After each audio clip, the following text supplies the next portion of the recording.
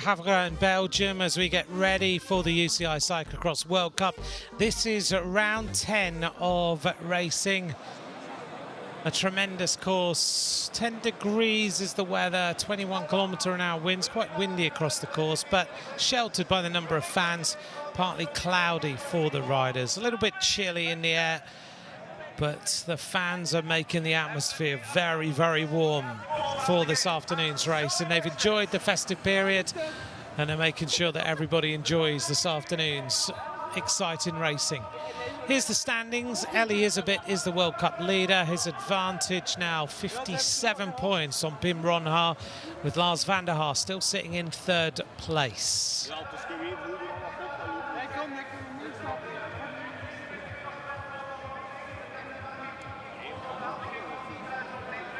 Big field of riders will be taken to the start. 77 riders representing 15 different nations.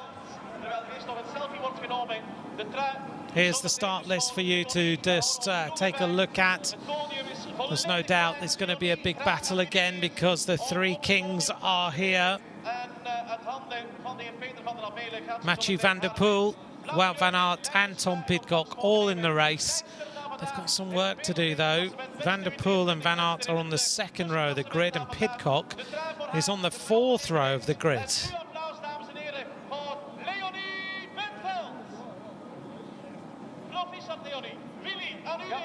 Oké, we gaan eraan beginnen. Buiten de eerste acht natuurlijk, want die komen iets later.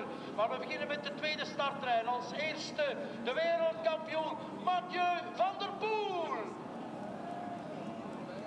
Met de trucknummer 16 voor Jumbo-Visma, Wout van Aert. Well, there's the start list. Pour la Suisse avec le 36, Kevin Koen. We're going to hear from some of the riders that these fans are going to cheer on today. We saw you, riding pretty smoothly on the hardest part of the course. What can we expect from you today? Yeah, for sure the legs are good. They were 2 days ago, so I expect them to be today as well, but we get something completely different, a lot of mud, quite slow the race today, so it's different to what we've had so far. Gavere is a cyclocross classic, a lot of mud, a lot of people on the course. All the ingredients are here for an epic battle. Yeah, I think so. Last year was also a battle, and I expect today also that there's other guys really aiming for the win. So I never expect it to be easy, and also today I'm ready to fight for a win. How is the course feeling? Because it's been raining a lot, but today there's sunshine. So how is it changing? As always, it's really heavy. The course, I think they tried to keep people from not riding it, so it's every lap is getting worse. But yeah, as always, it's going to be hard for sure. Wout van Aert, you asked for a muddy race. It's exactly what you get today. Yeah, indeed. It will be really slow speed, difficult race, and some proper cross racing today, that's for sure. A race where you need a lot of power, so we might say this will suit you better in a duel with Mathieu van der Poel and Tom Pidcock? Yeah, I hope so. I mean, it's for sure a course that I really like. I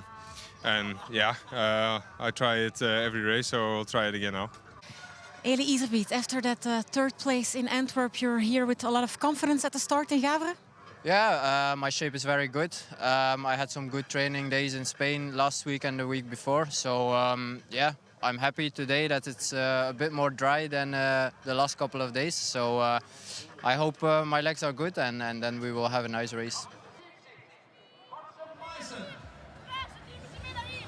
The riders are getting ready then to make their way onto the grid. Last time here in Gavere, it was Mathieu van der Poel who took the victory from Wout van Aert from Tom Pidcock. It was a battle of those top three.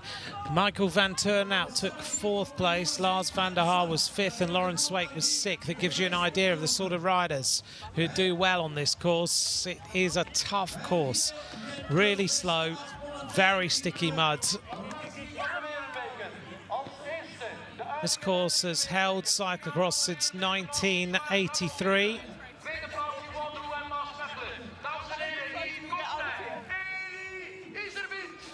Women riders just making their way off the course. So from 1983, cyclocross has been held here. Everyone knows it as an absolute classic. Riders who've won here include Mathieu van der Poel, Tom Pidcock, Lars van der Haar, Wout van Aert, Elisabeth. It is one of those courses that everybody wants to win on, and you know it's going to be brutal. 2,900 meters long each lap as Joris Nieuwenhuis gets ready. Sun is starting to fade just a little bit at 3 o'clock in the afternoon.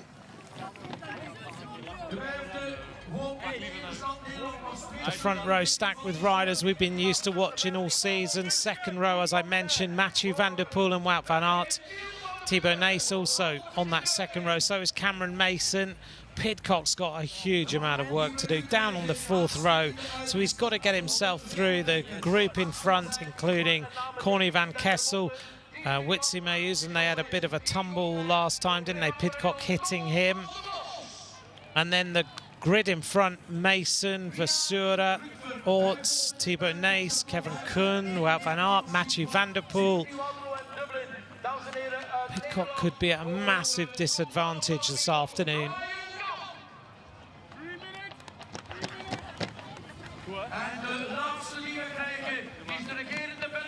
Michael van Turnhout making his way forwards.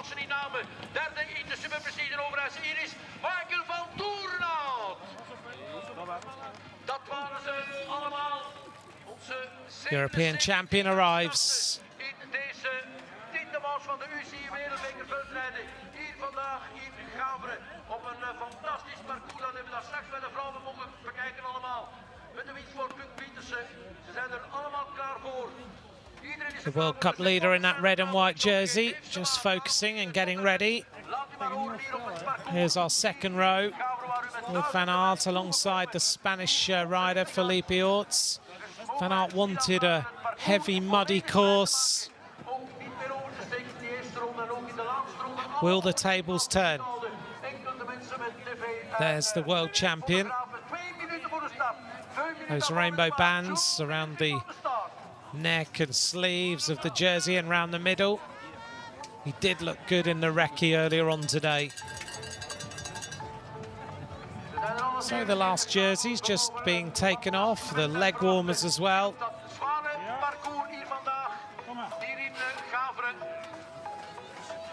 Front row of the grid, Ryan Camp, former under-23 world champion. Alongside him, getting ready for racing, Pim Ronhaar. 2 wins so far in this campaign in the World Cup.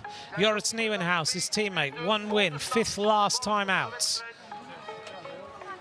The next rider on the grid, focused and ready in those white shades, Niels van der Putter, 1 podium so far in this campaign.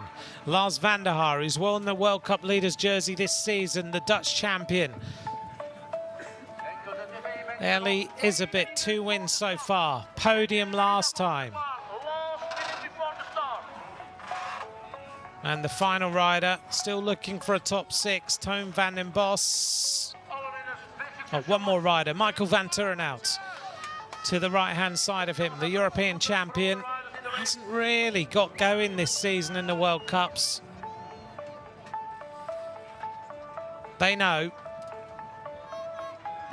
There's 2 sports cars just behind them. We're getting ready for the UCI Cyclo-cross World Cup. Round 10, the red lights are on. We get ready to wait for green.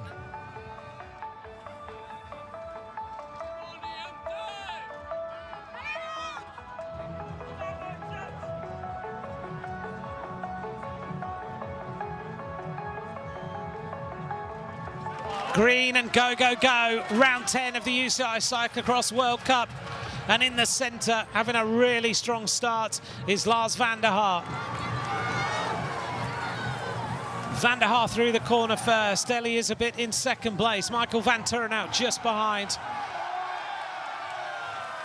Thundering their way into this turn. Cameron Mason moves up on the outside. Oh, and a problem straight off the start line. Broken chain. That's going to be a long old ride to the pits for Miguel Rodriguez. Lars van der Haar setting the tempo, screeching of the brakes. Wout van Aert and Mathieu van der Poel are already in 5th and 6th. Well, there was no problem off the start line this time for those two. Remember last time, Mathieu van der Poel pulled his foot out. This time they are already right up there, 6th and 7th. A lot of work to be done for Tom Pidcock. He's way down at the moment, Pidcock. He's down in 25th place. Van Aert and Van der Poel taking a different line around that turn to most of the riders. Onto the adverse camber. Van der Poel moves to the left-hand side as we look. He did that in the recce. I was watching him through this section. He seems to have a different line to everyone else. And Van Aert's trying to do exactly the same. Van Aert goes into the pits. Bit of daylight for him, but it loses him a significant little section to Van der Poel, and he's going to come out way down compared to where he was. Listen to the crowd on Boxing Day.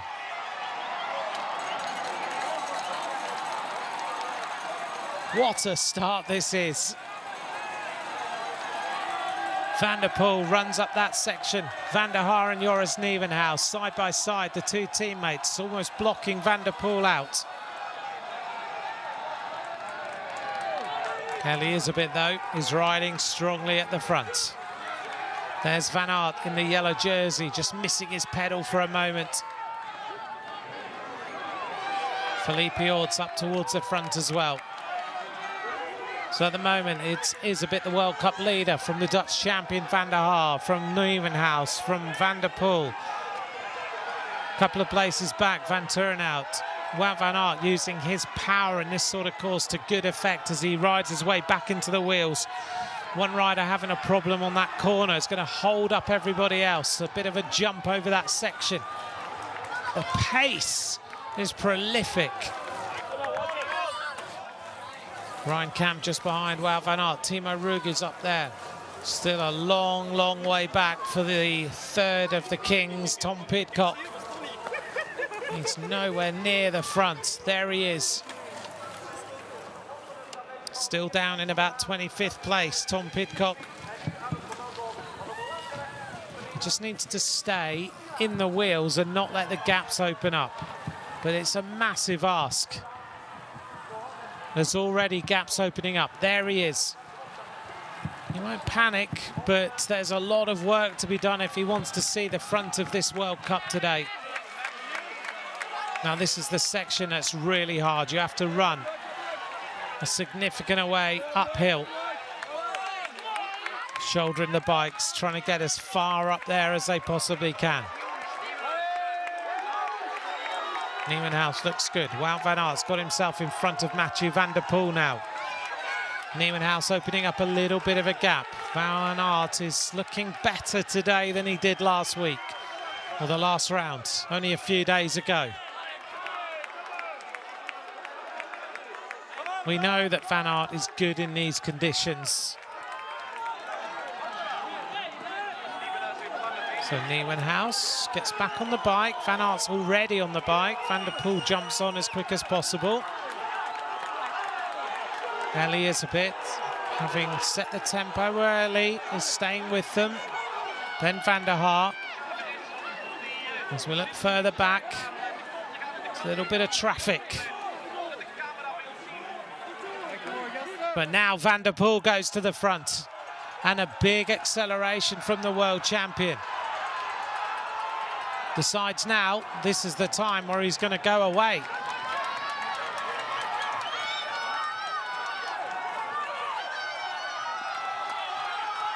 As his team manager said earlier on in the week, it's the best we've seen Mathieu van der Poel, and look at the way he's just opening up an advantage.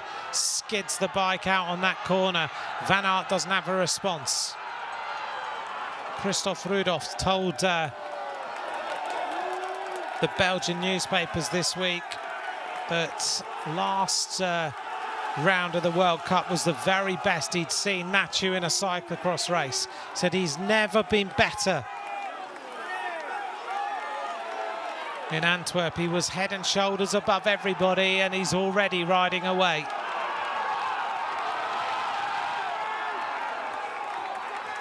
A wall of sounds as the field in this cyclocross go through, and Van der Poel is kicking everybody right now. Look at him go. Nieuwenhuis trying to close up. Van Aert knows he cannot let this gap open. It will become a chasm very quickly. Van der Poel sprinting his way up this section. Van Aert trying to get back to him. Knows that this is the time. Needs to just keep that gap to a minimum. The gap back to Isabit. Coming up to the pits. Van der Poel already gets rid of the shades, throws them.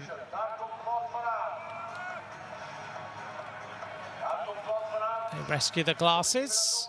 Van Aert comes in. That's Nieuwenhuis, Isabit, Lars van der Haar. Michael van Turnhout, who changes to the left-hand side as opposed to the right.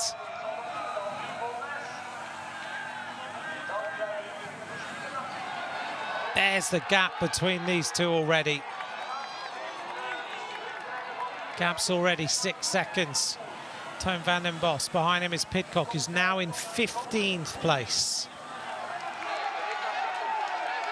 Van der Poel concentrating, using that hunched shoulders to good effect. But look at Van Aert, not giving in. We know he wasn't on top form in the first couple of races, but he still managed to finish on the podium, and he's still got the strength. He's going to try and keep him in his sights. Van Aert does the zip down a little bit. He is not giving in today. Van der Poel is trying to put this race to bed on the first lap.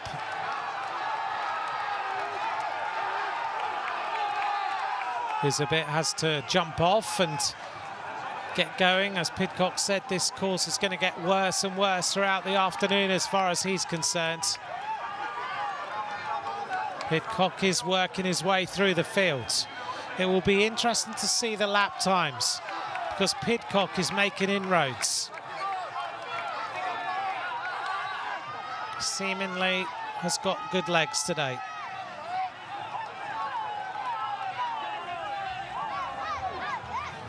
Van der Poel reaches the top of the first bridge. The gap is around 7 seconds.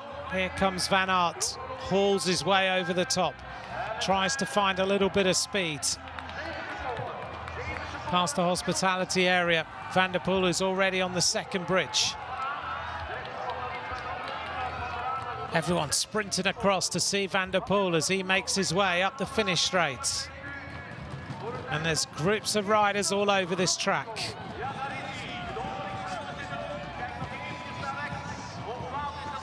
There's Isabit, Van Turnhout. Oops, little problem. Van der Poel, end of lap number 1. And there's the gap to the second place rider, Wout van Aert. 7, 8 seconds.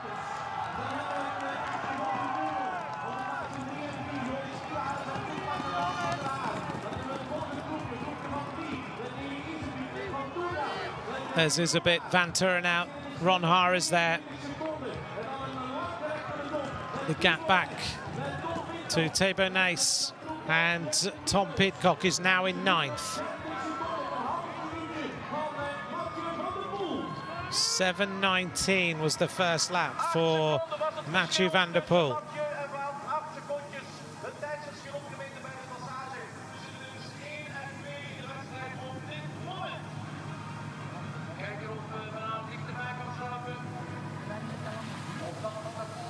Corrected then to an 8:56 first lap for Mathieu van der Poel, and 9:05 for Wout van Aert. See the lap times, 18.78 kilometers an hour for that first lap for Van der Poel, 18.49 kilometers an hour. Pidcock had the 8th fastest lap there in 9:26, so significantly slower than Van der Poel. We'll see on lap 2 how it compares. Into the pits for Van der Poel this time. Taking a bike each lap. Van Aert comes in and he's still trying to hold this as close as he can.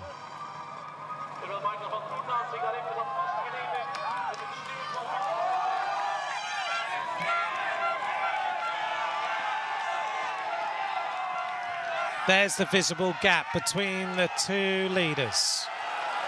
Van Aert almost into the post at the side there. He's trying to get some speed. And this is where he's making a difference, because Van der Poel had to run that little bit, but Van Aert gets a little bit further up the climb. Oh, Michael van Turenhout gets a bit caught up.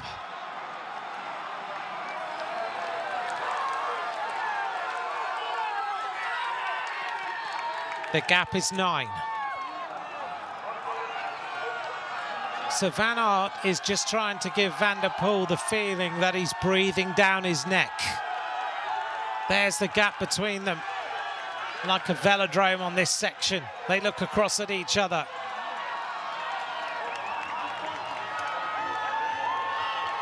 If Van Aert can keep the pressure on, mentally he'll start to play. But Van der Poel is having none of it so far. Look at the speed he's got, carrying so much momentum.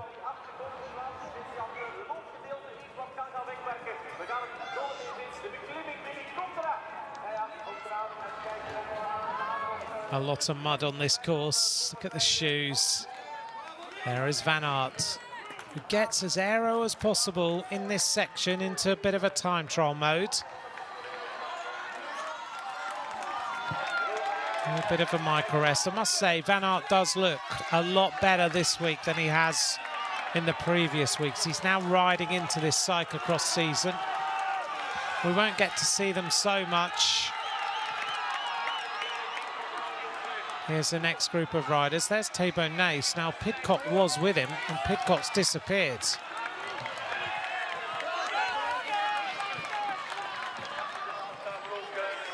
So has there been a problem for Pidcock, or has he gone forward and we just didn't see him in that camera shot?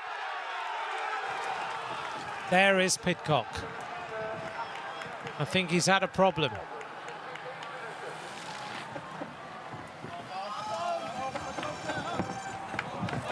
He drops away. We'll see whether he can go forward again.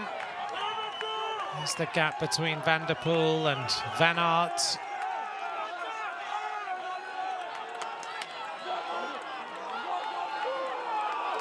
Still 9 seconds. Van Aert using the shoulders, using everything, trying to get some more power from somewhere. So far, that 9-second gap is not increasing, which is good news for Van Aert. Lars van der Haar having a good race so far. There's Van Turenhout. Can Van Aert find a little bit more pace on one section of the course? That bike, the back wheel just kicking all over the place. This is a section of the course, though, that Van der Poel seems to be riding better than anybody. I watched him in the recce, and he rode one section of the course with 1 foot out of the pedals the entire time. Just letting the bike almost glide its way around the corners. It was something to behold, it really was. Van Aert comes thundering down that section into the puddle of mud at the bottom. Nieuwenhuis is holding third, his teammate just behind him, Lars van der Haar. So is Van Turenhout. Oh, and a problem for Ellie is a bit. This is Thibaut Nace just behind.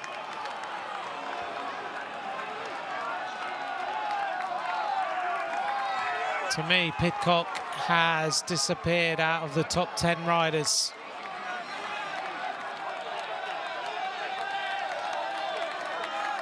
Getting back on the bike quickly. Mathieu van der Poel. Back into the pits, looking for a fresh bike.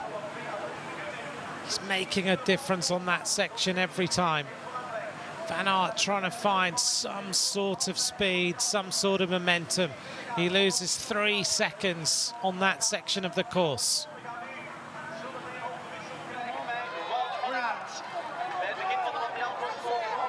Tom Pidcock's dropped all the way down to 14th place now. Maybe a mechanical or something.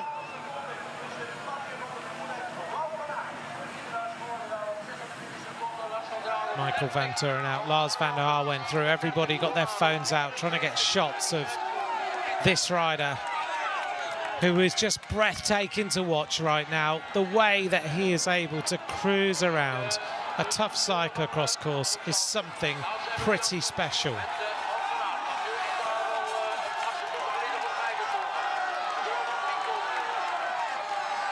Don't forget to follow us at UCI Cyclo-cross World Cup, WC for short, at UCI Cyclo-cross WC, at Ant McCrossan, and at UCI_cycling is where you can follow us all.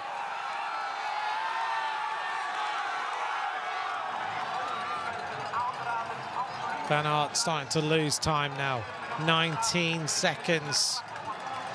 The momentum was with him, but it looks like it's going away, slowly but surely.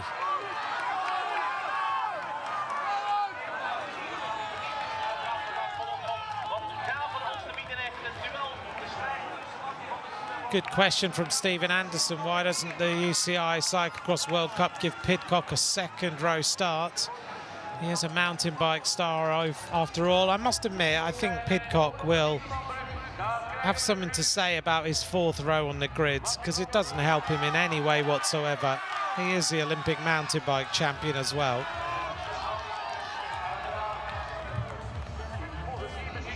Here comes Van der Poel to complete lap 2. It is the rules, but you would maybe expect that someone like Pidcock would be moved up as Olympic mountain bike champion. There he is. He seems to be going forward again.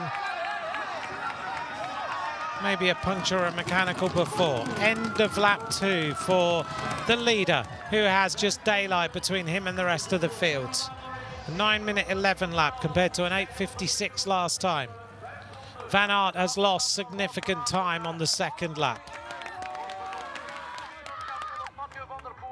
Van Aert's lap last time a 9:05. Doesn't seem to have that fight and momentum that he had on lap number 1. 5 laps to go, no surprise, it's going to be a 7-lap race. 29 seconds, Wout van Aert is now behind. It was 8 on the 1st lap. This rider is just destroying the rest of the field.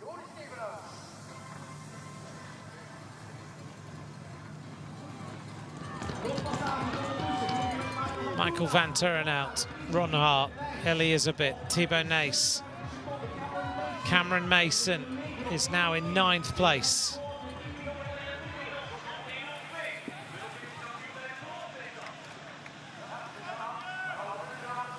Ralph Elmerson, thanks very much for your message today. Thanks for getting in touch. Pidcock takes a gel. Pidcock at 1:17 now.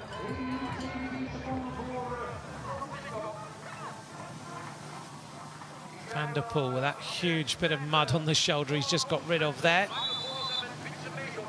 Back into the pits, jumps onto the bike just before he gets to the new bike.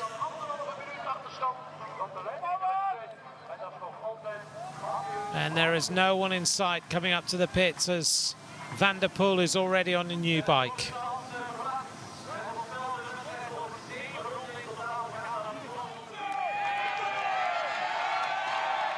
Takes us such a wide line around the corner, doesn't he?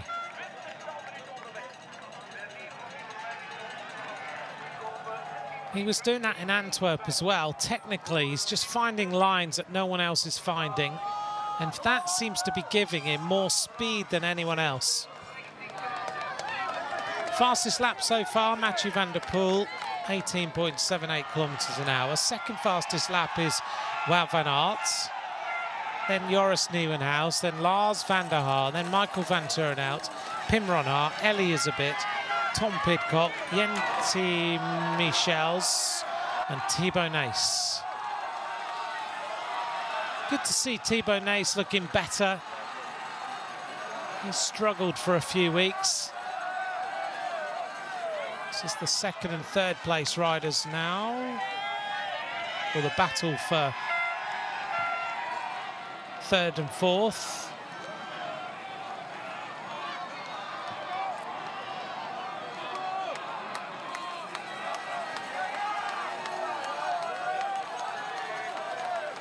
Van der Poel back into time trial mode. Third lap of 7.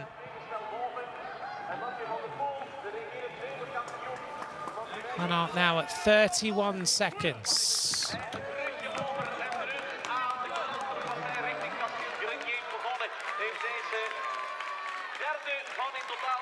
Just looks so much quicker.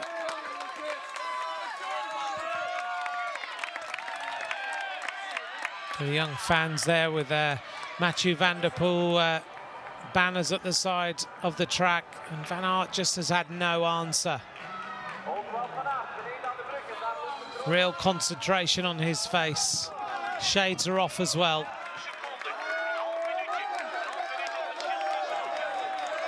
This is our battle for third and fourth, but they are teammates.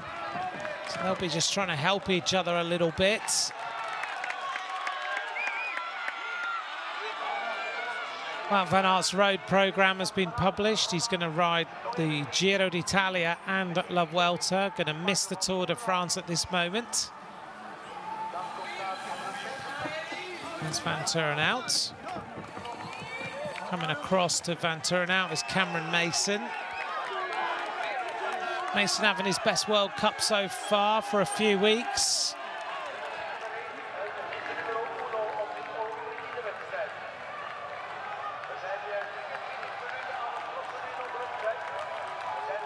Really finding some speed on this section, Mathieu van der Poel. Unbeaten so far this season. And Van Aert's going to get company soon if he carries on like this. Because Nieuwenhuis and Lars van der Haar seem to be riding very well together. They're only now about 13 seconds behind, and they've got that yellow jersey to chase. Only a few days until some of the new kits come out, or all the new kits come out for the 2024 season. Jumbo-Visma's kit won't look much different. It just goes a lot more yellow. It's going to change, of course, from Jumbo-Visma to Visma Lease bike. Van der Poel kicks the bike round that little turn. While some people might have tumbled there, he just lets the back wheel kick out, gets back on, no problem at all.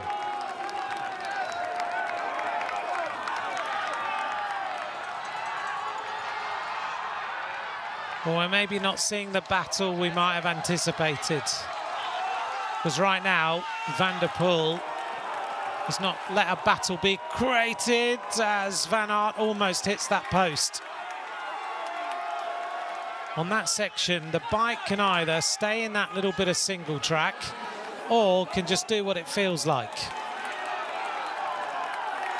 And Van Aert is going to get some company. Here's a replay. He was lucky there because that big wooden post is going to hurt.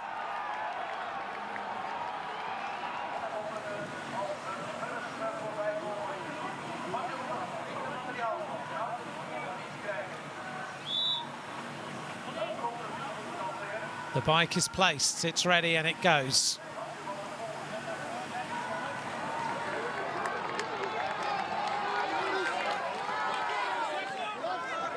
This course has always created one of those days where you just have to be in that mindset of you against a course.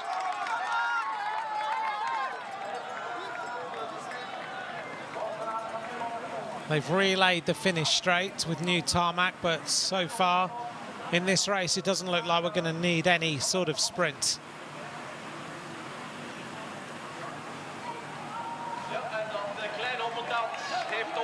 Been asked a few times, what's the prize money for this race? And it's not about the individual race, really. It's more about the prize money for the series. So the first place rider only gets €5,000. It's more about the season-long competition and what the prize money is at the end of it. Elizabeth in that white and red jersey springs off the bike. 7 laps of racing we're going to face. And so far it's been a one-rider battle. When he attacked, no one had any answer. 5 minutes of racing, Van der Poel's gone. Oh, that was a problem. And riders need to pay attention.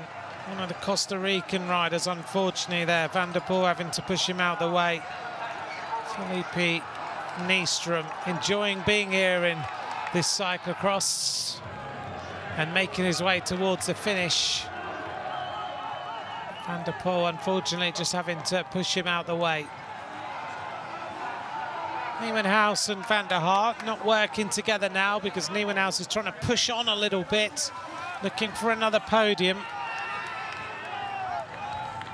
Nieuwenhuis having a good season, 1 win so far. 5th last time as Van der Poel comes up to complete this lap.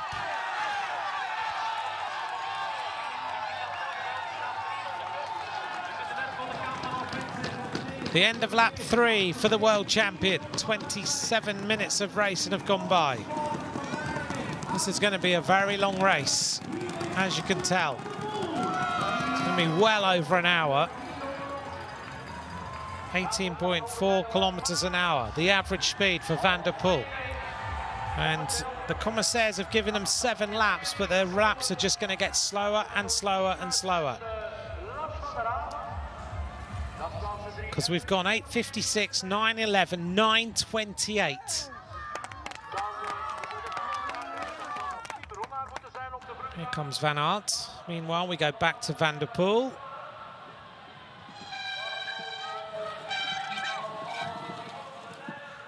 Skids the bike round that turn. And Van Aert comes round the corner this time at 42 seconds. He loses another 13 seconds that lap. 9:40 for Wout van Aert on that lap.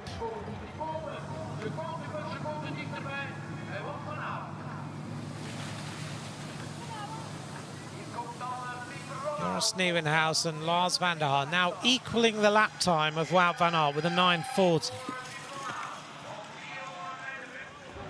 Keep an eye on the riders behind.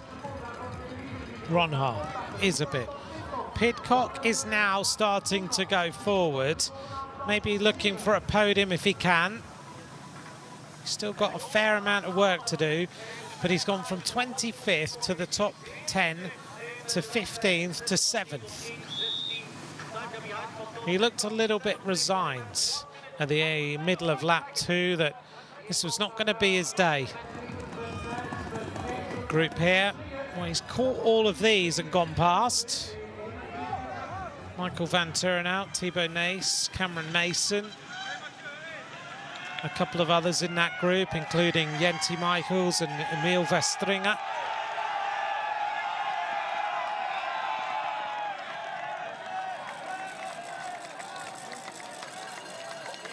Christoph Rudolph also said this week that he feels like, because Mathieu's spending more time in Spain, that actually the distractions of being at home are working well for him because he can't live a normal life where he lives. He said even if he goes out to put the recycling bin out, there'll be a fan there or something changes. So it's constant attention for Mathieu van der Poel, whereas in Spain he just is able to get on with training camps and riding and doing what he does. Nieuwenhuis is getting closer to Wout van Aert.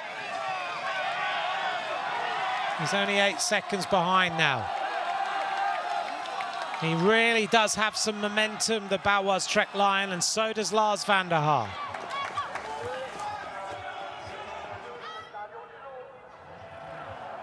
Through the trees, lovely camera shot there of the leader of this race.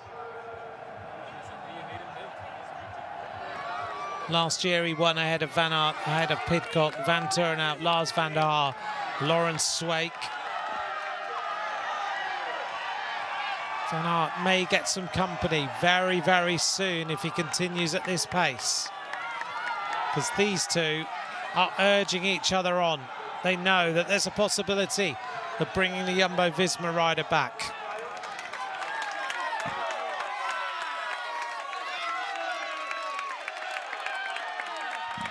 There's no bringing this rider back at this moment in time, though, is there? Look at the way he just lets the bike slip and slide. It's something special to watch. Mathieu van der Poel flat out in a bike race. As Pidcock now seems to have real momentum. He catches the World Cup leader, he catches Pim Ronhaar, and now Pidcock is heading towards 5th place.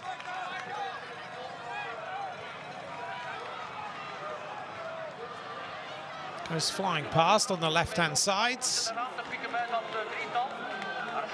Some moments when you just look at these shots, it looks like these riders are hardly even moving on particular sections of this course.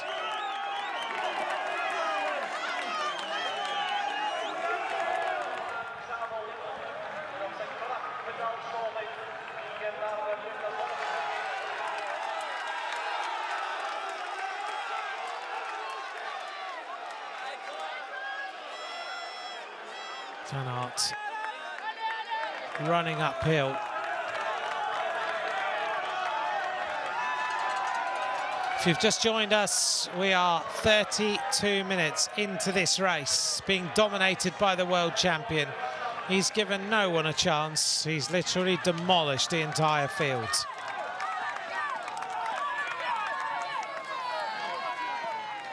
If you'd like to message at Ant McCrossan, don't forget to follow at UCI Cyclo-cross WC, at UCI_cycling.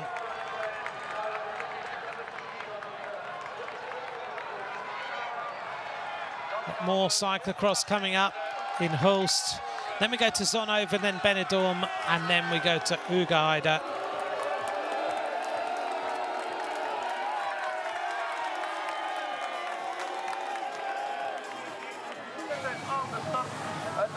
Here's the cue for the jet washes. Everyone has to be really organised here. Everyone works together to make sure they can get these bikes cleaned and then back out onto the riders. 2 spare bikes in the pits for the key riders. There's a few of you now discussing the start position of Tom Pidcock. John Ouellet has also joined in on that.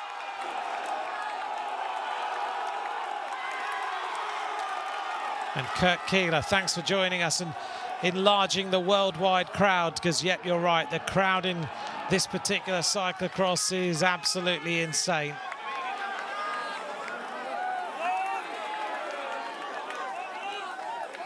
Let's run through the top 10 for you. As things stand, it's Mathieu van der Poel ahead of Wout van Aert. Then Joris Nieuwenhuis, then Lars van der Haar. Pidcock is now in 5th, Elisabeth in 6th. Then it's Michael van Turnhout, Pim Ronhaar, Cameron Mason, Jensi Michaels. That's our top 10 of riders at this point in this cross.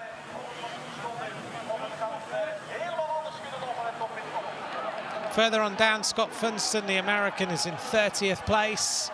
There's Pidcock, because he had a problem. Oops, little bit of a bounce.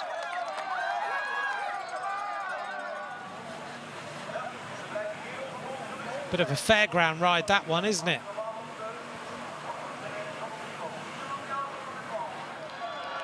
"36 seconds now between Van der Poel and Van Aert. Nieuwenhuis is not making inroads like he was before.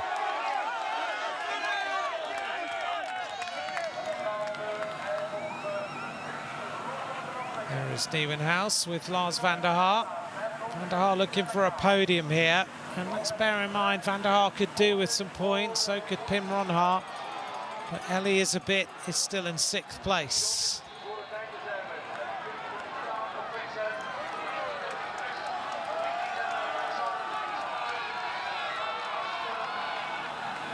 Pidcock with Isabit, with Van Turnhout. We know Pidcock's road programme, all about the Tour de France.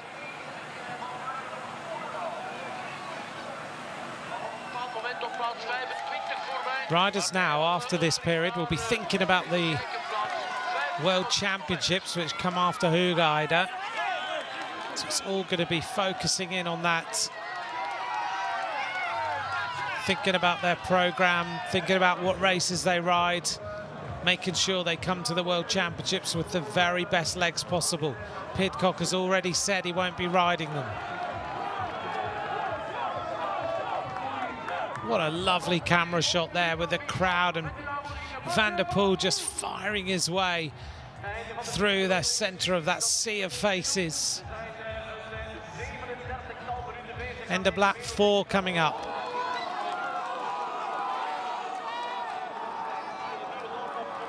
It's a beautiful castle in the background. Dates back to 1837 to 1839, commissioned by Senator Grenier. The architect was B. Renard from Tournai. And since 1952, it's been a military house. End of lap 4 for Mathieu van der Poel, 11.3 kilometres done in 37 minutes.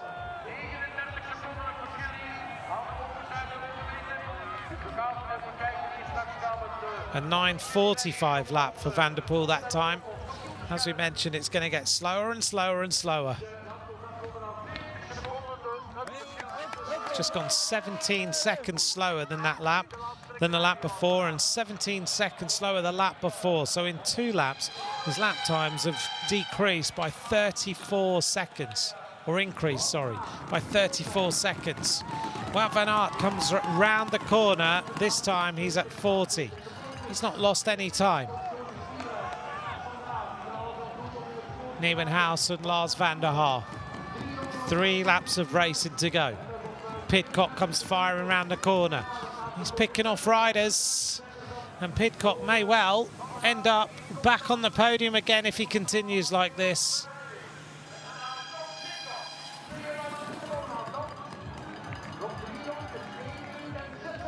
That would end up as the same podium as the year before, or last year's race. Van der Poel, Van Aert, Pidcock. Van der Poel just trying to find any sort of grip. You can see how much the tyres are sliding, skittling their way across that mud. Back into the pits again. The light certainly fading.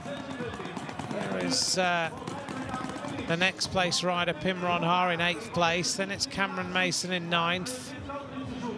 Then Emil Verstringer in 10th. Behind them is Jen T. Michaels, then Thibaut Nace.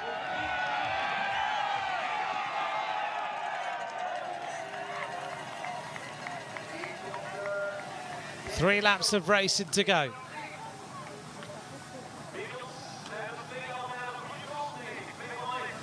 This race is going to go to nearly an hour and 10 minutes.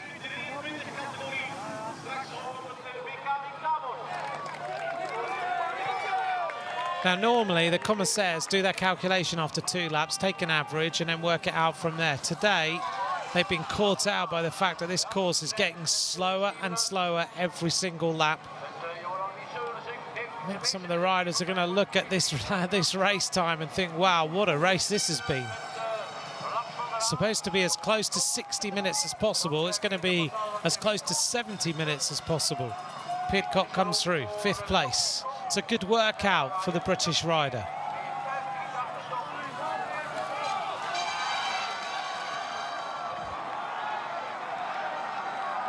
It'd be interesting to hear from him afterwards, whether it was a mechanical or whether he just had a bad moment. We know he's been really sick, but he seems to have got himself almost a talking to himself, and now he is really firing. He's flying his way around this course, and he's catching the two riders in front of him now. He's the fastest rider on the course. His last 2 laps, Pidcock has gone 9:27, 9:36. So he's making significant inroads into everybody in front of him. When he looks at his lap times later on, Pidcock may well be very impressed with himself. Because whereas everyone else has slowed down, Pidcock's actually going quicker.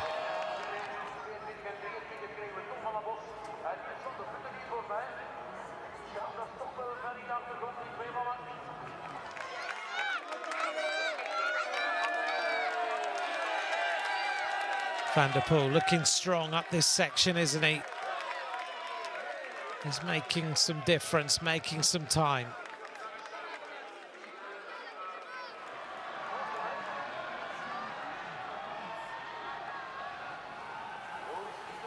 Can Pidcock now get himself across? He looks like he is making a difference. Thanks for all your messages at Ant McCrossan, at UCI_cycling. Hello to Casey and Dawn. I hope you're enjoying the racing. It's a little bit muddy, but it's a thrilling one.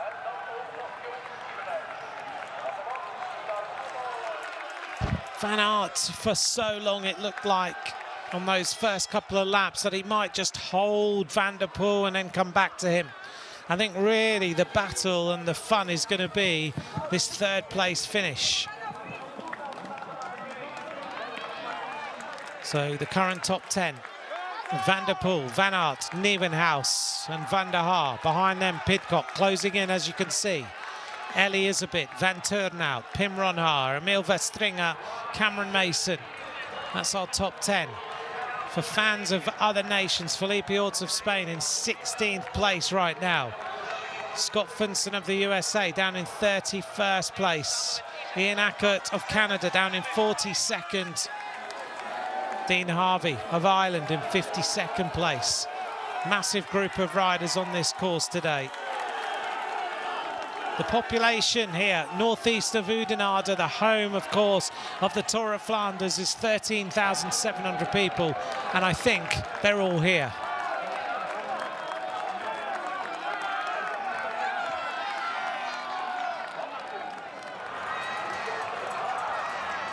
The crowd in Antwerp was incredible. The crowd in Gavere is very, very big indeed.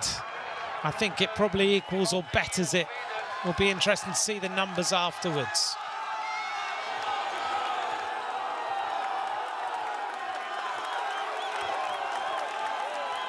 Van Aert asked for mud. He got it. Santa didn't bring him good legs, though, to beat Van der Poel. They've been okay.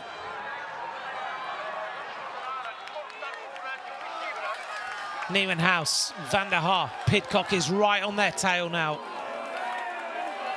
Oh, Pidcock almost lost it then.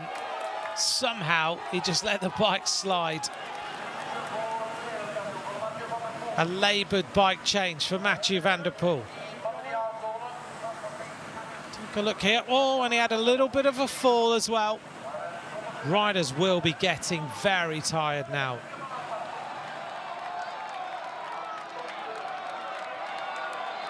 Van Aert is holding on nicely. But he's 25 seconds ahead of the riders behind him. And if Pidcock carries this momentum over the next 2 laps, he will catch Van Aert.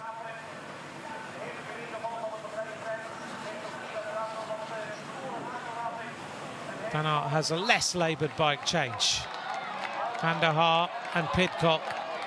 Almost a little conversation between them then. The former world champion comes up to the pits. Nieuwenhuis is there on the right. Bike change onto that new bright red Pinarello. Nieuwenhuis goes to the right, takes a brand new blue Trek, and Van der Haar is there. And Ineos filling in a Baloise sandwich.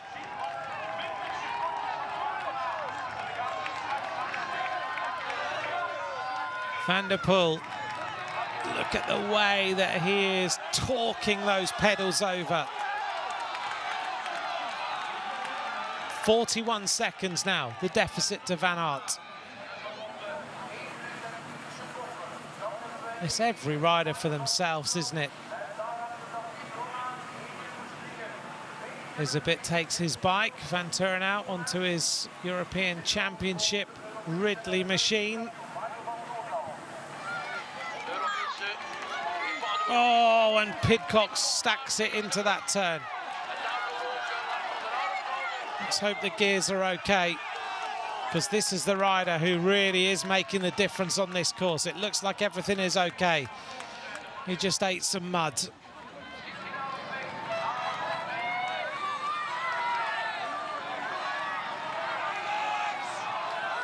He looks concentrated, doesn't he? I think for Pidcock, a third place today would be a win for him, coming from the fourth row of the grid. But the two Baloise Trek Lions riders are not going to let that happen if they can help it. End of lap 5 for Mathieu van der Poel. 2 more laps of racing to go. Another nearly 20 minutes of racing remain. A 9:39 lap that time, 6 seconds faster than the previous lap.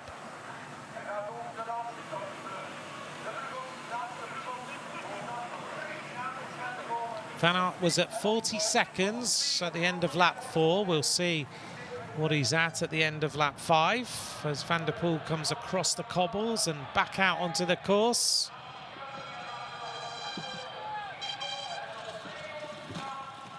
The times have kind of stabilised. Here's Van Aert. He looks up at the gantry. He must be calculating. How much further have I got to go? 43 seconds is the gap. He loses 3 seconds that time. He goes across the line with a 9:42 lap.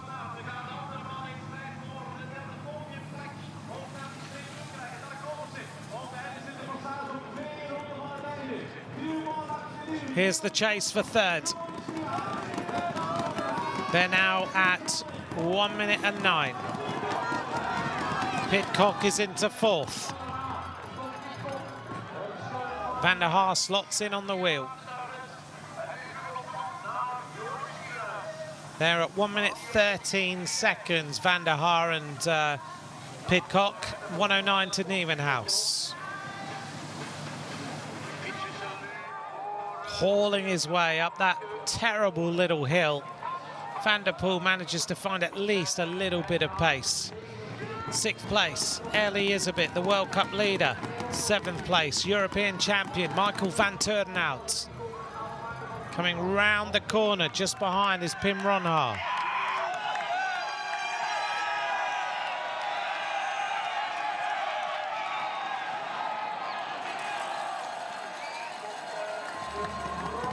Pim Ronhaar across the line now.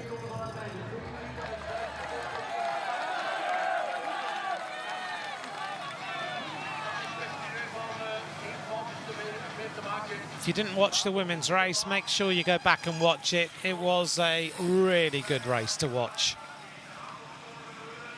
Van der Haar trying to take the inside line there. Pidcock doesn't have any of it. Van der Haar looking to try and get himself in front of Pidcock.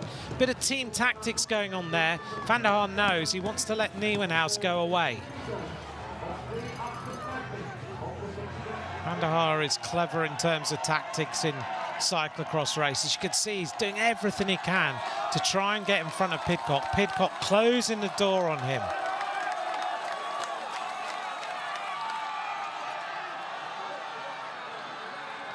Van Aert now at 42 seconds. 1:12 to Nieuwenhuis. 1:17 to Pidcock. There is Nieuwenhuis. Pidcock comes round the corner.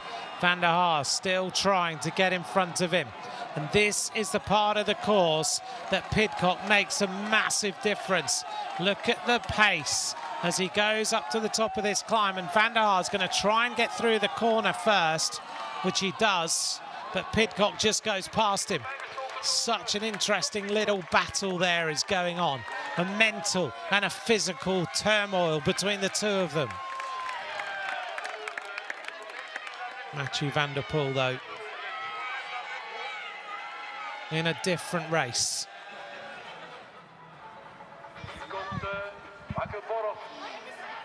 Van Aert has been able to do nothing in this race against the might of Mathieu van der Poel. Van der Haar again causing Pidcock problems.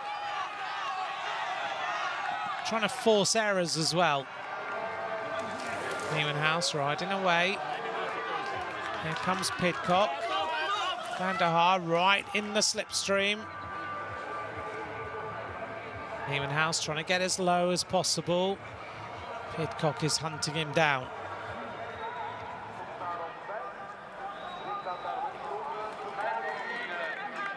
Van der Poel on this section running. The fastest lap times then. Van der Poel holds the fastest lap with an 8:56.6. We've been nowhere near that lap time since. That was on lap 1 when he just demolished everyone. Van Aert, second fastest, 9:05, 8 seconds slower than Mathieu van der Poel. Let's just take a little look here. He's having some pedal problems. Nieuwenhuis, 17 seconds slower in third. Lars van der Haar, fourth fastest on the course. Michael van Turnhout, fifth fastest. Pim Ronhaar, sixth. Ellie Isabeth, seventh. Tom Pidcock, eighth. That's our top lap times of this race today. Hardly any sunlight is left on Boxing Day. But the white jersey of Mathieu van der Poel shines brightly through the throng of fans as he heads towards the completion of lap 6 soon.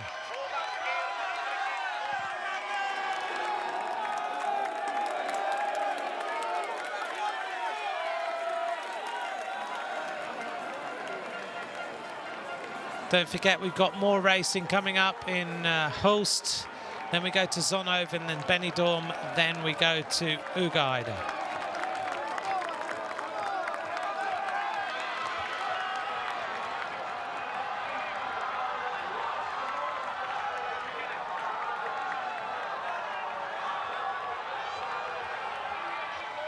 Van Aert.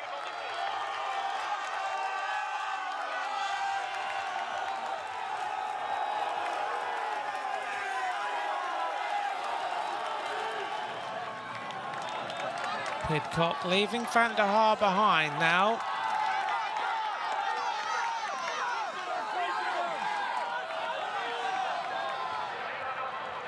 Good question from Dave Reich, asking how much is the entry to go into a European World Cup for the fans at the side of the track here? Well, today the fans would be paying €19.50 to get into the course, so just under €20, but children go for nothing. Look how many people are here. Good question there, and it does vary across the different World Cups from around about 11 to €20, depending on which race you go to. Ellie is a tired and weary look across his shoulder there.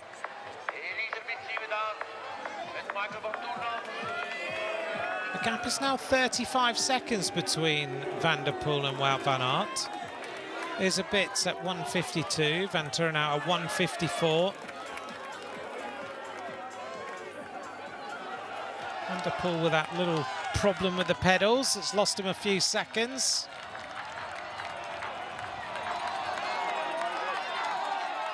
And now Pidcock is catching the third place rider. What a race Pidcock's had. He's 4th row in the grid, 25th place, got himself into the top places, disappeared for a while, down into 15th, 16th place, and then now he's back almost on the podium. If things continue like this, we're going to end up with the same podium as last year. Lars van der Haar, a really laboured bike change.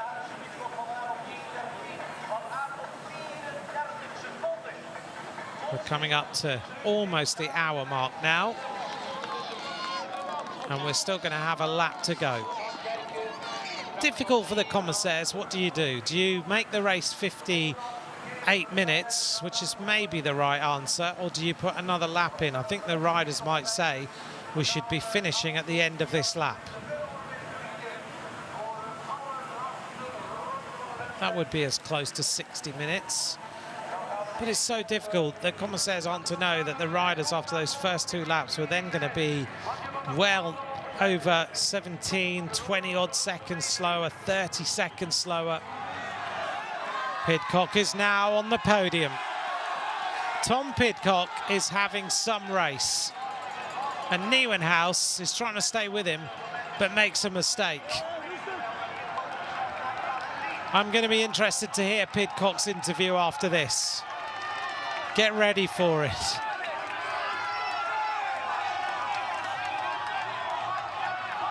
Here's the moment that he catches Nieuwenhuis and goes past. Just has so much more speed. 1 lap of racing to go. Van der Poel gets the bell at 57 minutes.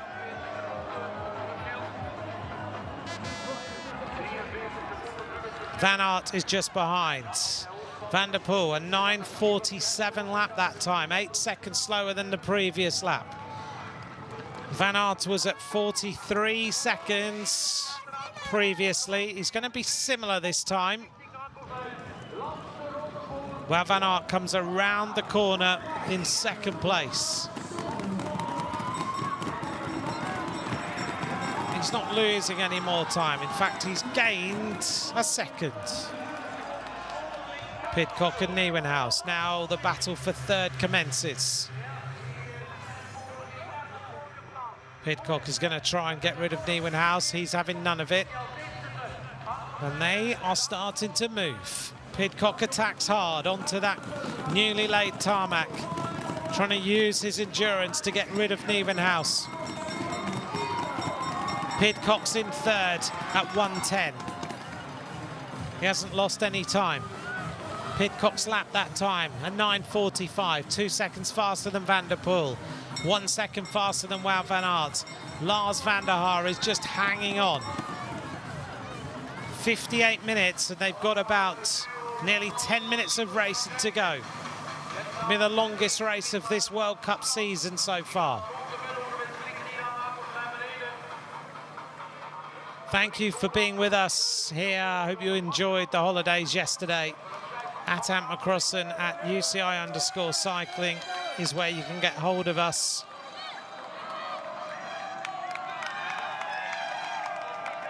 It's not necessarily been about the battle at the front, it's been about the battle for the places.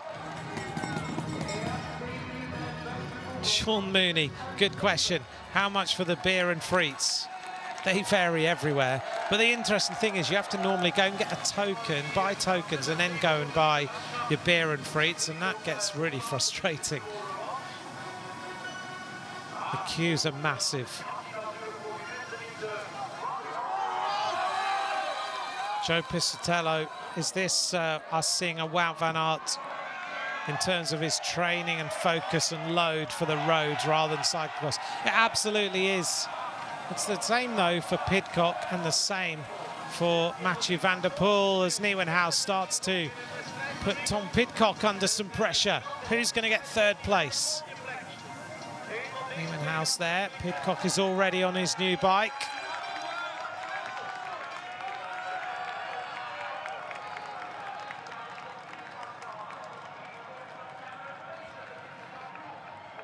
Mathieu van der Poel is heading towards another victory.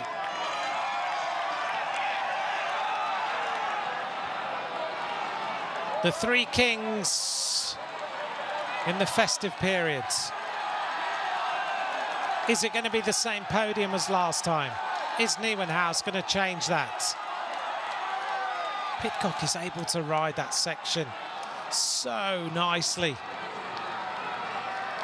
He's using certain areas to such good effect. What a season Nieuwenhuis is having, though. His first World Cup win in Val di Sole. He's on the podium in Namur. Last time he was in 5th place. Finished 4th in Flamanville, 3rd in Troyes. We've seen him at the front of this racing all season, and it's been good to see a rider who turned his attention back from the road to cyclocross. But with this sort of form, what are we going to see from Mathieu van der Poel for the rest of the cyclocross season? And then, what does this hold for the classics on the road? Still the fastest lap is Van der Poel, still the same top 10. Top 10 as things stand. Van der Poel, Van Aert, Pidcock, Nieuwenhuis, Lars van der Haar, Michael van Turnhout, Isabit, Ron Haar, Verstringer, Mason. That's the top 10. Oh, Van der Poel having a little bit of a tussle with himself there.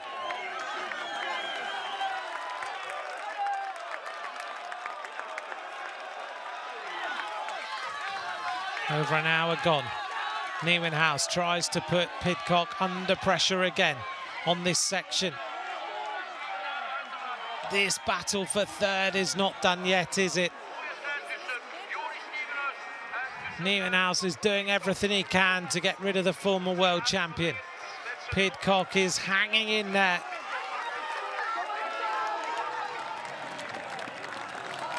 Mathieu van der Poel, look at the shoulders, left, right, left, right, left, right.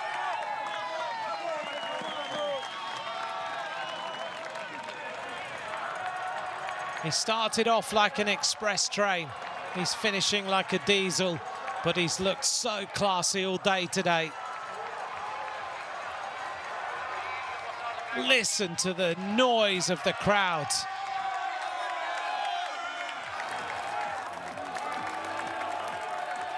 Just skids the back wheel, left and right, lets the bike play. A bit of a lesson to all youngsters to watch Mathieu van der Poel, the way that he just lets the bike do what it wants to do, but he's so at home on it. Wout van Aert round that next corner. He tried so hard to stay with Van der Poel in the opening stages. He held it at 9 seconds for so long, but eventually Van der Poel just rode away. Pidcock is still there. It's coming up to 1 hour that Mathieu van der Poel has been solo on this course.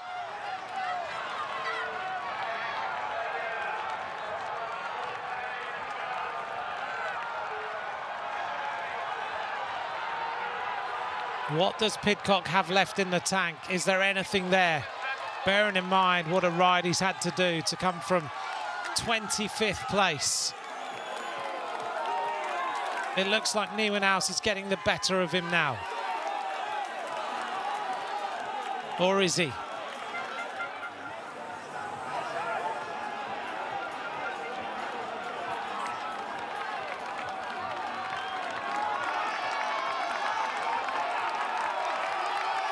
They get going again.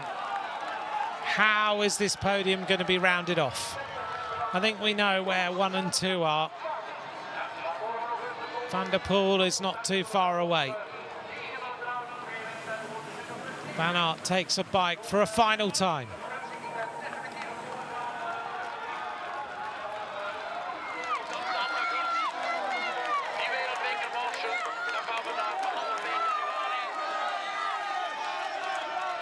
Up this nice, that little section, Van der Poel hauling that tired body. Pidcock now onto the wheel of Nieuwenhuis, waiting to strike to get 3rd place if he can. Nieuwenhuis looking to hold him off. They take a bike. Pidcock gets the clean red bike. Nieuwenhuis looking for his. Oh, that was an interesting change.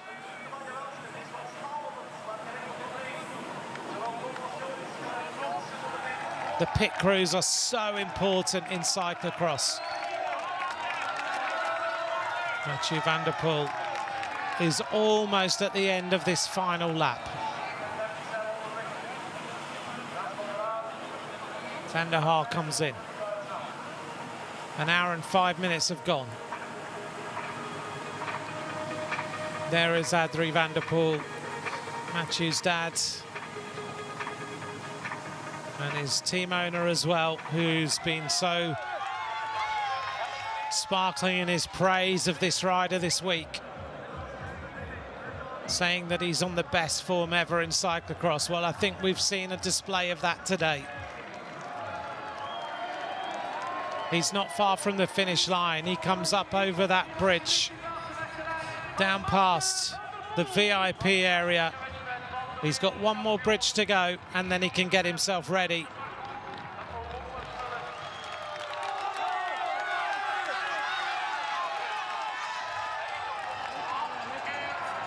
And here's the third place battle as Pidcock attacks again.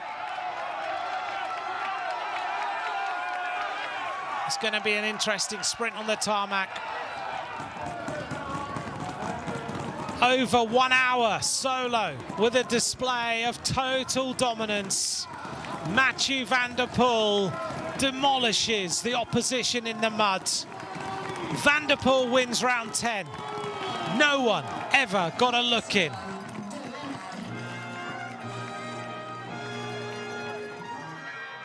What a workout. What a champion this man is. Second place for Wout van Aert, second last year. Well, he asked for the mud today. He's been beaten by Van der Poel again as Pidcock kicks on to get rid of Joris Nieuwenhuis. The second of the three kings is Wout van Aert. What a workout that was today for him as well. He looks around and checks that he's okay in second, which he is. And here comes Tom Pidcock. The story of his race is incredible. Fourth row of the grid, was in 25th place, got in the top 10, disappeared down to 15th, but finishes on the podium with a resigned look on his face. Third place for the former world champion. Fourth place for Nieuwenhuis.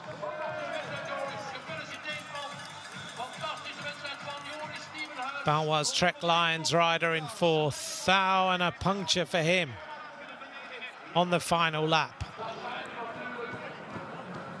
Lars van der Haar comes round the corner. Fifth place for Lars van der Haar, the Dutch champion.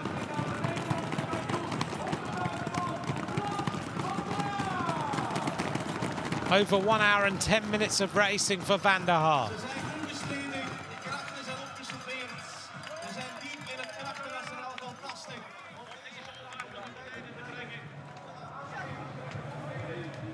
Wout van Aert making his way for his interview.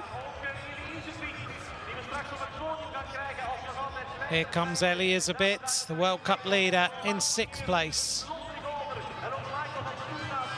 The European champion just behind him.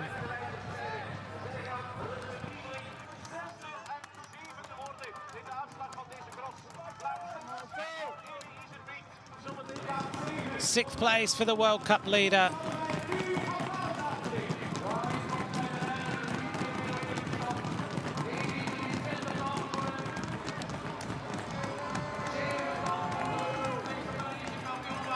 Michael van Turnhout in seventh place. Behind them, eighth place for Pim Ronhaar. Shakes his head in disbelief.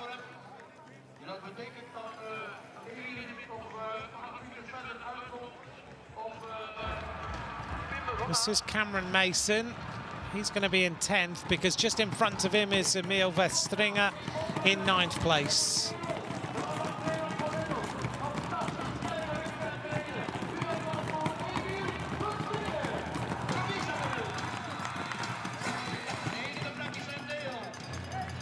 Cameron Mason comes round for 10th place.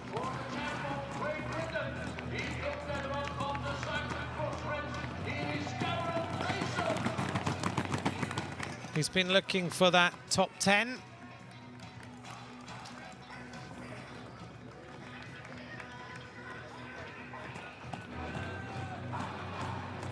Next round the corner is Jenti Michels.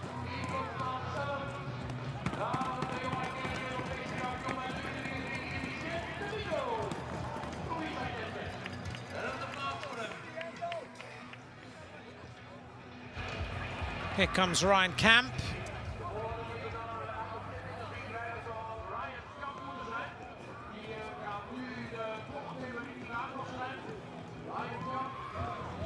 Ryan Kamp comes round the corner.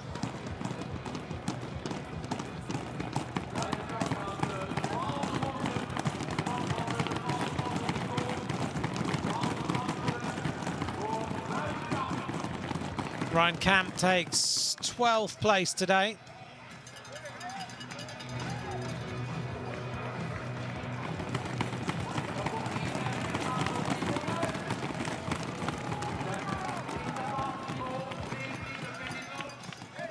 Thibaut Nace, Felipe Orts in 14th, Witsi Meusen just behind.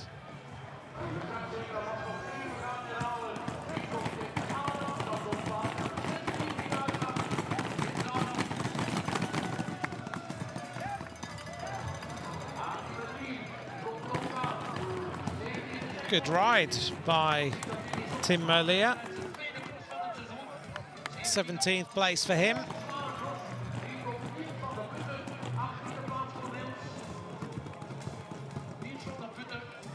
th place for Niels van der Putten. The difference a couple of weeks makes for him. Second place in Val di Sole, down in just inside the top 20 today. There was no doubt about who the winner was going to be. After 5 minutes, it was game over.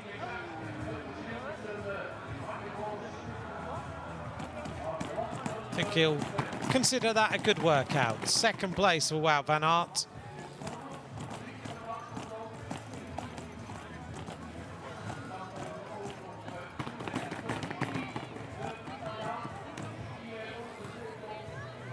Third place for Tom Pidcock.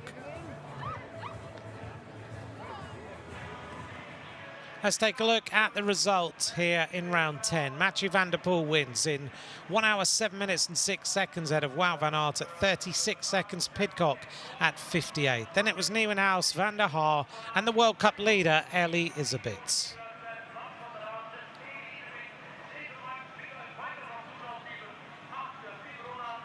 Let's hear now from the winner of today's race, Mathieu van der Poel, his thoughts on a display of total dominance in round 10 of this World Cup. Mathieu van der Poel, another race, another victory. What more can we ask you? We're running out of questions. Yeah, it was a super hard one today. The mud was really sticking. It was harder and harder every lap also to control the bike, and it was suffering at the end. It was a very hard race, but did you have to make it so tough on yourself? You could have waited till round 4 or 5 to go. Yeah, but it's so difficult on a course like this to follow the wheel. It's way better to ride in front and choose your own lines. And the race was so hard that it was better to just find my own rhythm from the start. Are you going to get that jersey nice and white again? I'll take another one next race, I think. Mathieu van der Poel, proficiat met die eerste plaats. Ja, je reed bijna van start tot finish op kop. Je had misschien wat langer kunnen wachten. Ja, maar het is zo moeilijk om hier in het wiel te zitten of het tempo van iemand anders te volgen. Dan maak je nog veel meer fouten. En het was echt verschrikkelijk lastig. De modder werd plakkerig. Elke ronde werd het meer en meer plakkerig. En ja, het was echt enorm zwaar. Heb je op het einde dan toch een beetje getemporiseerd? Ja, maar het werd, zoals ik zei, het werd echt lastiger en lastiger om goede lijnen te vinden en om tempo te houden. Ja, is er nu bij jou ook een beetje een vraagteken weg? Want hiervoor, die snelle koersen, die won je redelijk makkelijk. Maar dat je dit werk ook zo domineert, neemt dat toch bij jou ook wat vraagtekens weg?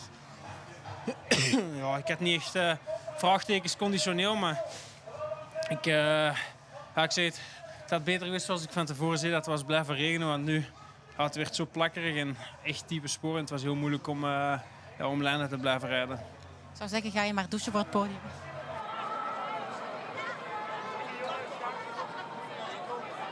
Mathieu van der Poel reflecting on his victory today.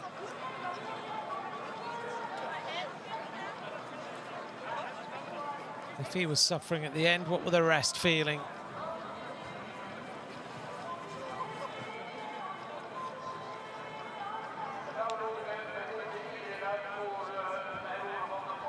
Fantastic victory for the world champion.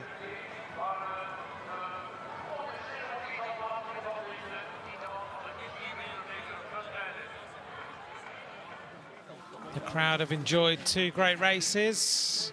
Let's take a look back at the highlights of today's race and reflect on a wonderful performance by Mathieu van der Poel. Well, the riders got underway. The usual power surge from the start. 77 riders from 15 nations in this 10th round of the UCI Cyclo-cross World Cup. This point in the race, Van der Poel had made his way from the second row of the grid. Pidcock was way down, having started on the 4th row of the grid, down in 25th place. Early in the race, Van Aert tried to take the race onto Van der Poel, but after 5 minutes of racing, Van der Poel disappeared. Van Aert held him at around about 9 seconds for a period of time, but suddenly Van der Poel accelerated and was never seen again. Behind, there was always a chase on. Nieuwenhuis and Lars van der Haar are always there. But suddenly, Pidcock went from way down in the field to come across. He caught the Baloise Trek lines. He made a couple of little mistakes here or there. But Pidcock went head-to-head with Joris Nieuwenhuis for 3rd place, looking to put himself on the podium in the same way as he did last year. At the finish, Pidcock took 3rd place. There was no doubt about the winner, Mathieu van der Poel. Over 1 hour in the lead on his own. 2nd place to Wout van Aert. And rounding things off with exactly the same podium as last year, Tom Pidcock took 3rd place.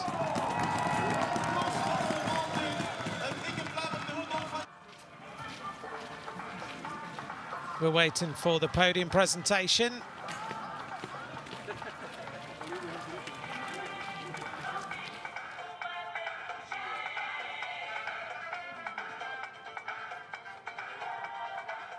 Fans making their way off the course. We've been waiting for that sign to be seen all day, I think.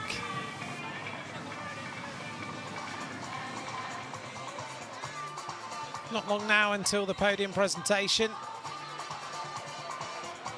This huge crowd waiting expectantly for that. Just behind those fans, Elizabeth's fan club.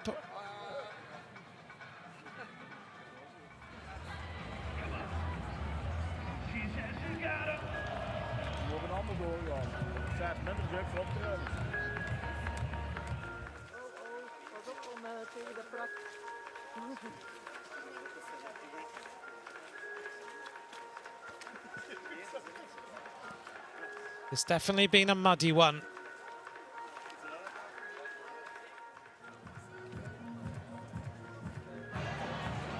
Well, the party will continue here, as always.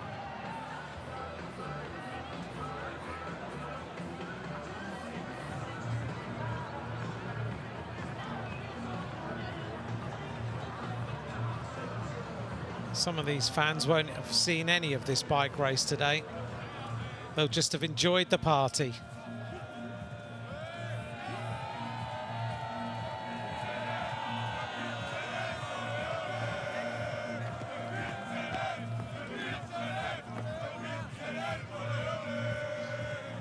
We're waiting for the podium presentation of round 10 of this UCI Cyclo-cross World Cup.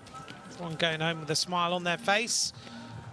They've got a chance to see the top riders in the world, and it looks like it might be about to rain.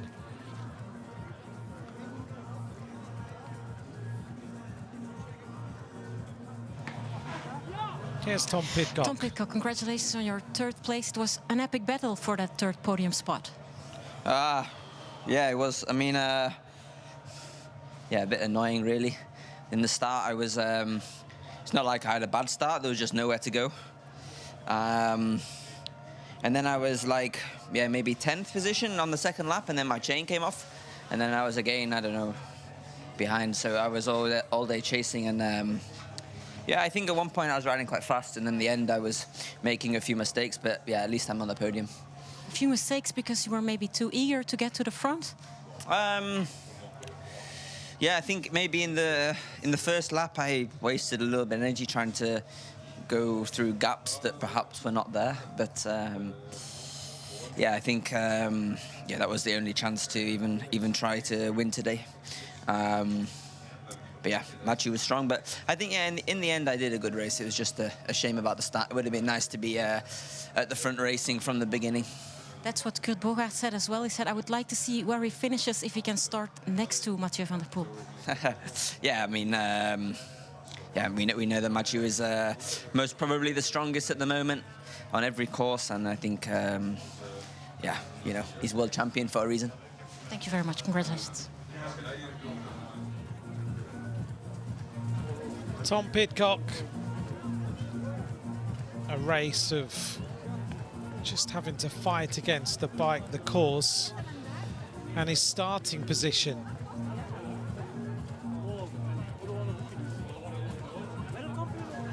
Here's Wout van Aert. Congratulations on second place. Can you describe to us how tough it was out there?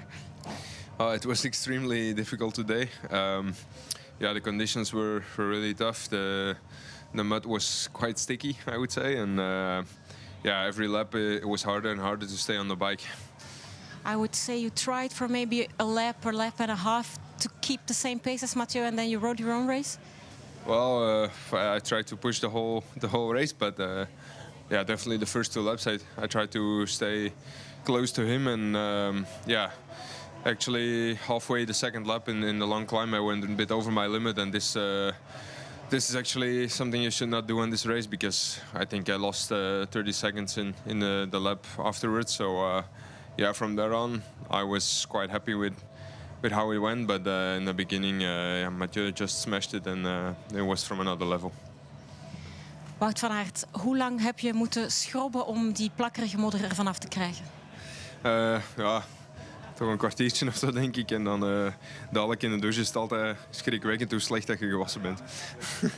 Het was ja, weer een Mathieu van der Poel show van in het begin. Je hebt hem wel een ronde en een half proberen te volgen en dan voor je eigen tempo gegaan? Ja, ik denk zo'n parcours met veel loopstroken, dat ligt me in principe wel. En ik wou graag proberen om het hem toch moeilijk te maken in het begin en te zien hoe lang ik in zijn buurt kon blijven. Maar ja, de tweede ronde maakte ik denk de fout door ja, proberen zijn tempo aan te houden. En toen kwam ik al een beetje tegen de limiet aan die klim, en daar ging ik er helemaal over. En ja, daar moest ik echt bekopen. Ik denk dat ik in de ene ronde heel veel tijd verloor nadien. En als ik aan mijn eigen ritme te pakken had, ging het wel terug beter. Maar ja, in het begin heb ik mezelf een beetje overdaan. Inderdaad, daarna kom je eigenlijk nog wel goed terug tot op een halve minuut, zoiets. Ja, ik denk dat Mathieu zijn sterk natuurlijk is om snel te openen. En daarna zal ook wel de koers een beetje afstemmen op wat er achter hem gebeurt. We worden in ieder geval niet weggereden. En, ja, het was super lastig. Ik ben wel blij hoe het tweede deel ging. Maar ja, voorlopig moet ik tevreden zijn met het niveau dat ik nu al. Er was een klein momentje in de afdaling waar je tegen een supporter botste. Had je daar last van? Nee, ik had het eigenlijk zelf niet echt in de gaten. De mensen hier begonnen er gelijk over, terwijl ik dacht dat ik eerder een paaltje raakte. Dus ja, ik hoop dat ik niemand echt bezeerd heb. Ja, het is soms niet mogelijk om helemaal recht te blijven. En ja, dan komen we wel eens dicht tegen het publiek. Ik zou zeggen, hiervan goed recupereren. Morgen zijn er 2 concurrenten minder. Ja, inderdaad. Morgen is ja, mooie cross. Zelf heb ik heel mooie herinneringen. Vaak al goed gereden. En ja, kijk inderdaad naar uit om daar terug te proberen. Moet voor de zege zijn dan. Ja, dat doe ik eigenlijk altijd. Maar het is inderdaad gemakkelijker als Mathieu er niet bij is. Dankjewel, Wout van Aert. Wout van Aert, well, we saw that in the lap times, didn't we, that he'd gone into the red.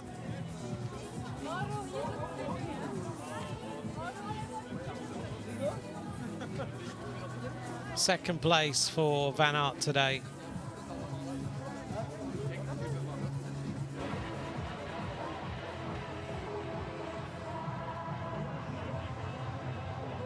We're getting ready for the podium presentation.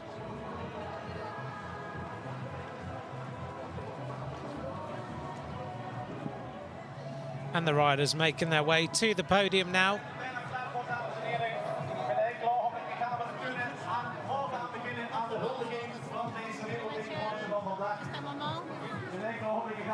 De top 3 zijn zij eigenlijk hier op het podium verschijnen.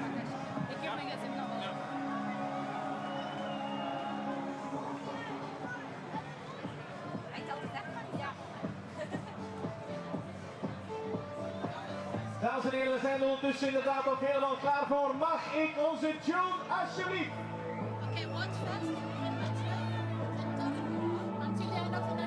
The podium presentation of round 10 of the UCI Cyclo-cross World Cup. The size of this crowd.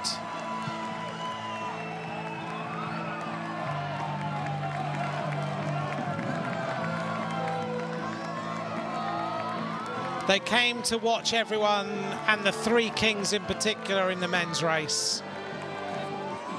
And they ended up with all of them on the podium.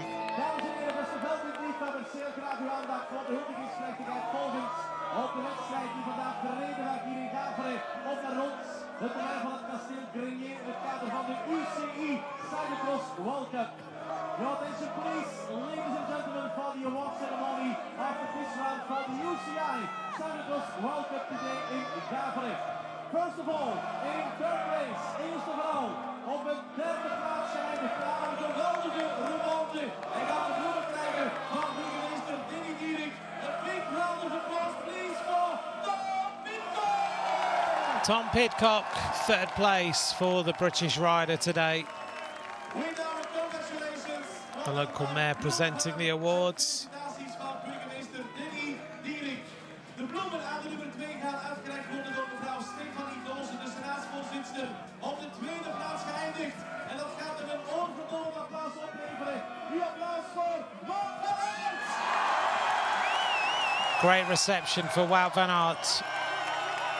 Second place for him today. De toetsen en bloemen vastgezet vanwege de senaatsvoorzitter mevrouw Stefanie Dozen. De bloemen voor onze nummer 2, voor Wout van Aert. De overwinningsbloemen aan de laureaat aan de winnaar van vandaag gaan uitgereikt worden door onze premier, door de heer Alexander de Croo. Winnaar vandaag in Gavere. Uw overwinningsapplaus voor Mathieu van der Poel! Mathieu van der Poel wins again. Hij krijgt de bloemen, hij krijgt de felicitaties. Hij heeft vandaag deze cross op zijn inlijst bijgeschreven.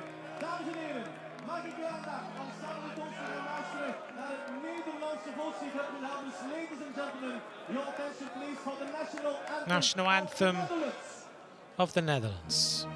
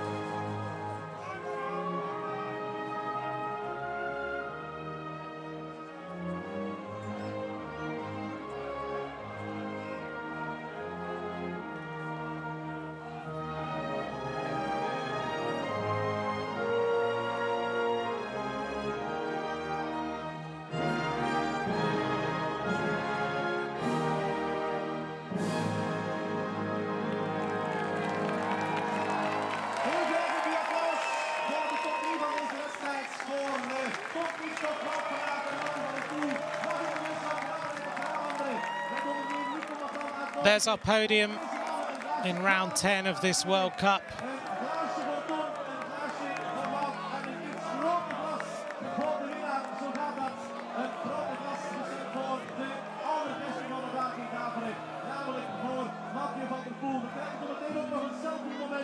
Maar mag ik, dames en heren, vanuit het talrijk opgekomen publiek voor deze drie toppers nogmaals een onverdomme applaus vragen. Tom Pidcock, Wout van Aert, Mathieu van der Poel!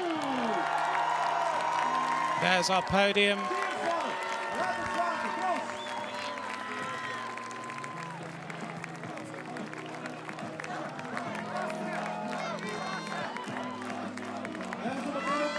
It's great when we get to see these three champions race against each other like this.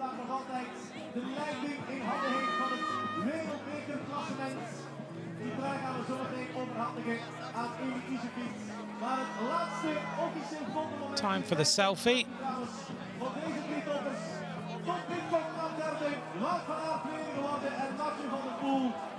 De winnaar van vandaag hier op het parcours van Gavere. Waar duizenden mensen vandaag getuigen zijn van geweest. Here we go. That'll be on social media later. Dank u wel, mannen. We hebben nog een klein uitreiking. We hebben nog de leider. Here's the standings in the World Cup after round 10. Elizabeth still in the lead with 275 points. Ron Haar in second on 216, and Lars van der Haar only 4 points behind now in third.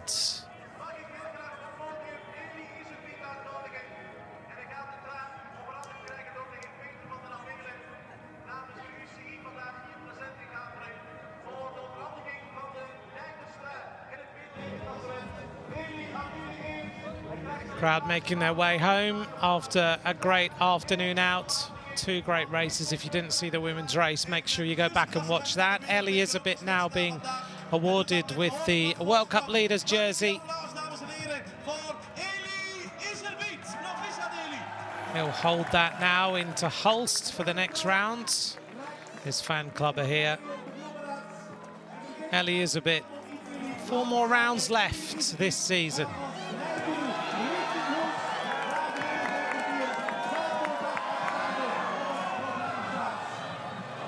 Oops, a bit of a fight going on for those flowers. Well, thanks very much for joining us for this round of the World Cup, won by Mathieu van der Poel. We'll be back for Hulst next time. Enjoy your holidays. From me, Anthony McCrossan. Bye for now.